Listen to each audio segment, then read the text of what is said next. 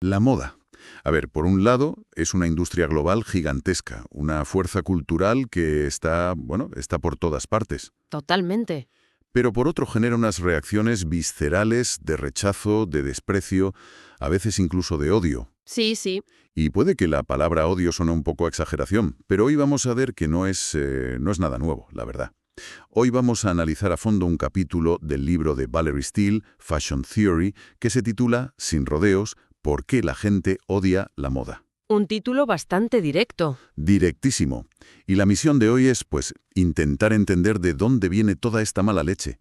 ¿Por qué algo que en apariencia es tan superficial provoca críticas tan profundas y, sobre todo, tan persistentes a lo largo de la historia? Es que esa es la clave. No estamos hablando de un tuit de la semana pasada, ni nada por el estilo. Claro. La hostilidad hacia la moda tiene siglos de historia, especialmente arraigada en el mundo anglosajón, en Inglaterra y Estados Unidos. Y lo más fascinante es que los argumentos, en el fondo, apenas han cambiado. Se repiten. Se repiten las mismas ideas una y otra vez, solo que, bueno, adaptando el vocabulario a cada época. Es como si cada generación redescubriera las mismas razones para desconfiar de ella. Pues vamos a meternos de lleno en esas razones. La primera acusación, y quizá la más potente que se menciona, es que la moda es opresiva, Hmm. sobre todo para las mujeres. Y el lenguaje que se usa es durísimo. Se habla de modistos como dictadores y de sus seguidoras como esclavas. Uf. El término moderno sería fashion victim, que suena más suave, pero la idea de víctima sigue ahí. Exacto, la idea de coerción, de falta de libertad. Hay una imagen en las fuentes que me parece que lo resume todo a la perfección. Una campaña de Moschino con una modelo espectacular y un eslogan que dice «Stop the fashion system». Sí, la recuerdo. O sea, parad el sistema de la moda. Y claro, te quedas pensando, ¿es una crítica real o es la jugada de marketing más cínica y brillante del mundo?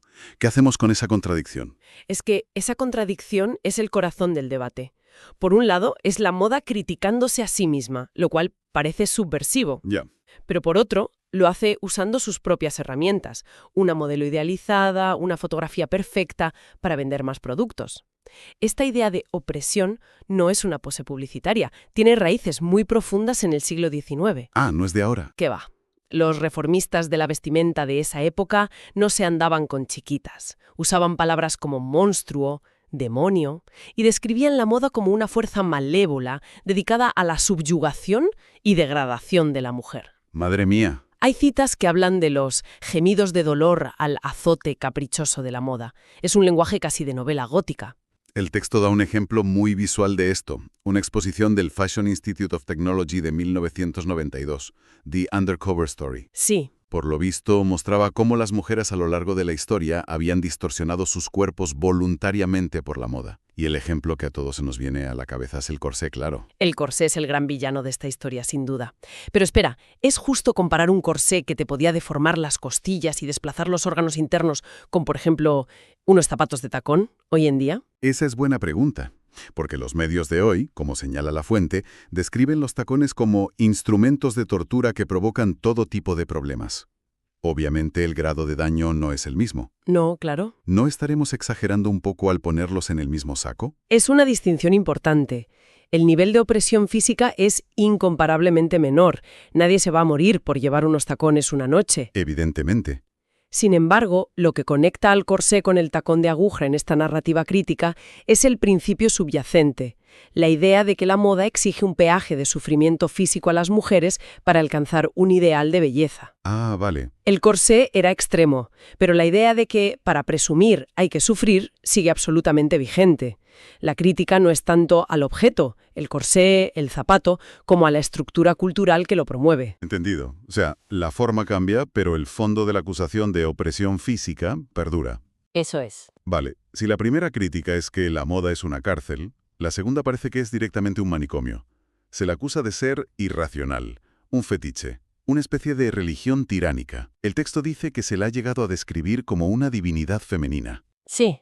Eso hoy sonaría tremendamente misógino. Y lo era. Esa crítica está empapada de la misoginia de la época. Hay una cita de un escritor victoriano que es demoledora. La moda es la diosa de la mujer, porque es como la mujer. Uf, Y para que no quedara duda, tiraba de un clásico, de Virgilio, citando en latín, varium et mutabilis sempre femina. Es decir, la mujer es siempre variable y cambiante. ¡Qué fuerte! Se crea una equivalencia directa. Moda igual a mujer, igual a capricho, cambio constante, falta de lógica. Hay un paso muy corto. Otro autor de la misma época lo sentenció. La moda y la idiotez son eternas gemelas. Vaya. El argumento era de una simpleza aplastante. La ropa tiene dos funciones racionales, la protección y la decencia. Todo lo que se salga de ahí, colores, formas extravagantes, cambios constantes, es, por definición, irracional.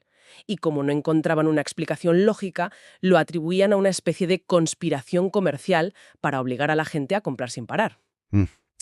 Pero en esa idea de la conspiración comercial hay algo de verdad, ¿no? La moda como motor del capitalismo. El texto menciona que se le ha llamado la hija dilecta del capitalismo. Por supuesto. Y aquí la crítica se vuelve mucho más seria y política. La periodista Kennedy Fraser, escribiendo en The New Yorker, la calificó como la más condenada por estar a merced del comercio más corrupto. Mm, Y esto nos lleva directamente a Friedrich Engels. En la situación de la clase obrera en Inglaterra, él no critica la moda por frívola, sino por las condiciones de explotación que generaba. Ah, claro. Denunciaba cómo la producción de encajes y otros lujos para las damas burguesas se hacía a costa de la salud y la vida de los obreros, a menudo mujeres y niños trabajando en condiciones penosas. O sea que el debate actual sobre la explotación en la industria del fast fashion no es nuevo en absoluto. Para nada. Viene de los mismos orígenes de la revolución industrial.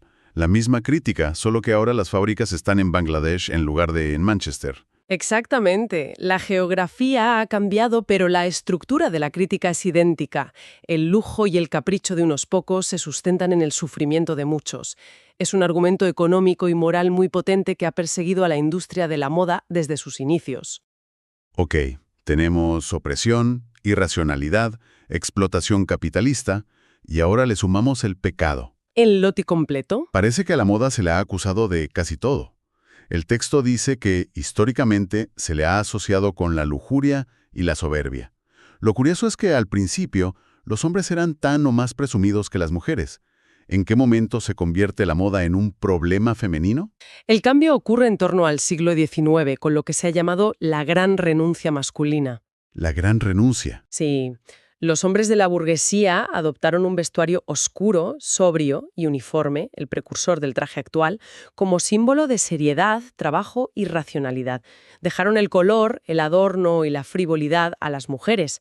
A partir de ahí, la moda se feminiza y con ello se moraliza de una forma muy específica. Y esa moralización, según la fuente, tiene raíces teológicas muy profundas. Profundísimas. Nos tenemos que ir al libro del Génesis. San Agustín argumentaba que el origen mismo de la ropa es el pecado. El pecado original. Exacto. Adán y Eva, tras comer del fruto prohibido, sienten vergüenza de su desnudez y se cubren. Por lo tanto, el vestido nace de la caída, de la vergüenza.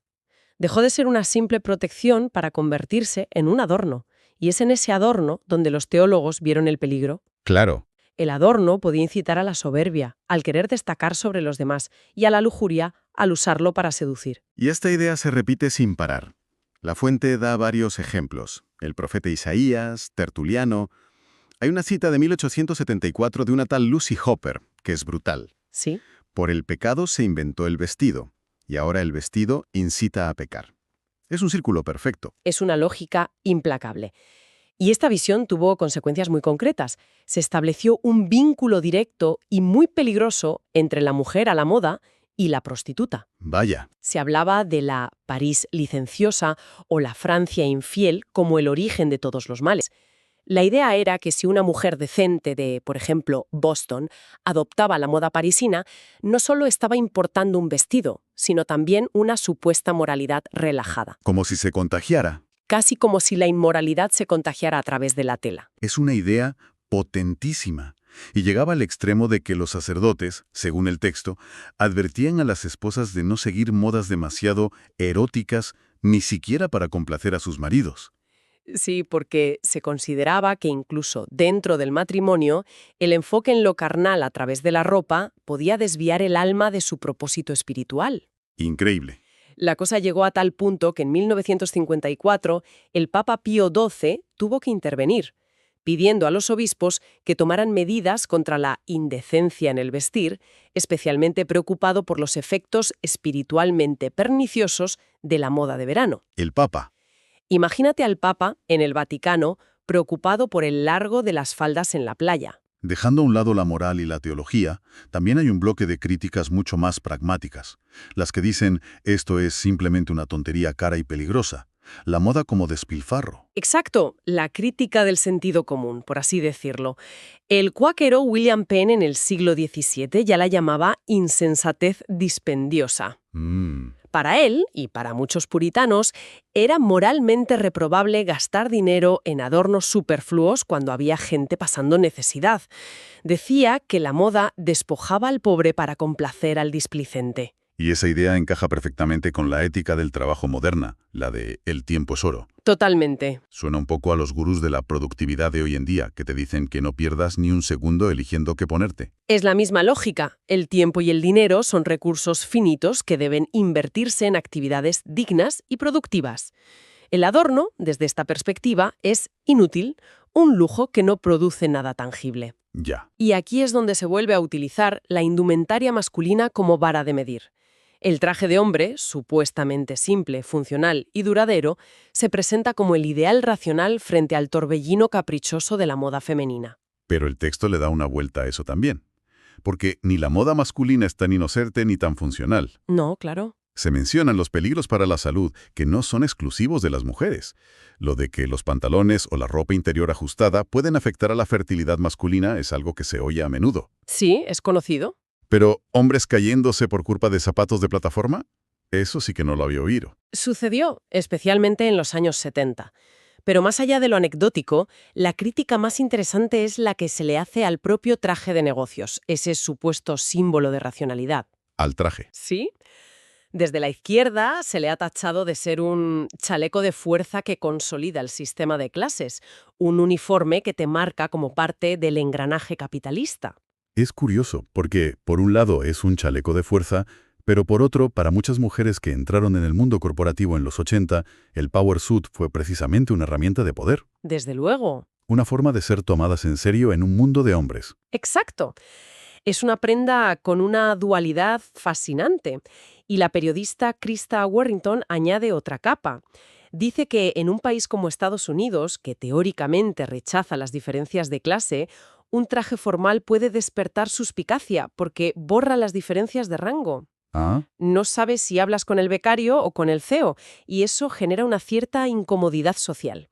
Así que ni siquiera el traje es tan simple como parece. Si saltamos a la actualidad, es increíble ver cómo todas estas críticas siguen vivas.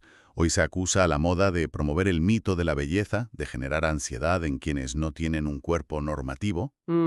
Y, sobre todo, la crítica más dura es la de fomentar trastornos alimentarios como la anorexia, con la imagen de modelos extremadamente delgadas. Siguen todas ahí, con un lenguaje actualizado y amplificadas por las redes sociales.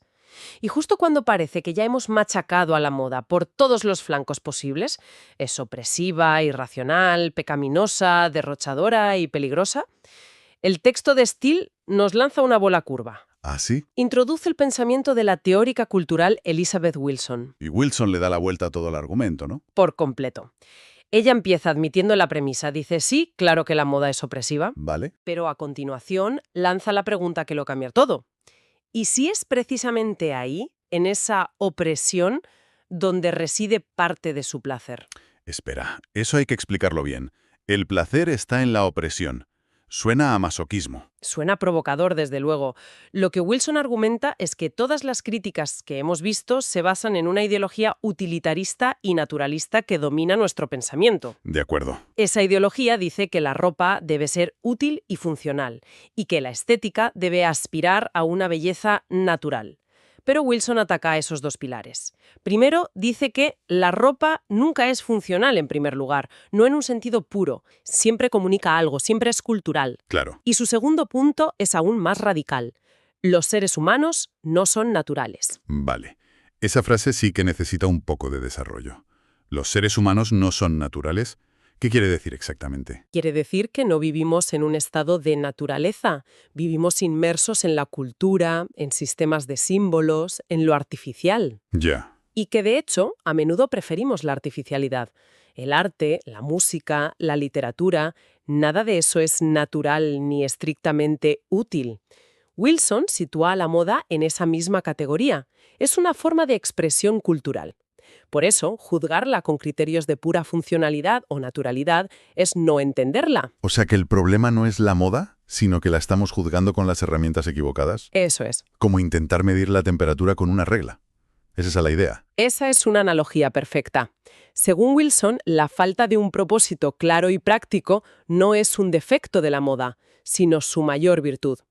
Es ese vacío de utilidad lo que la convierte en un vehículo tan poderoso para la fantasía, para la construcción de la identidad, para el juego, para el arte. Entiendo. El placer no viene de la opresión en sí, sino de jugar con esas restricciones, de la transformación y de la expresión personal dentro de un sistema de reglas artificiales.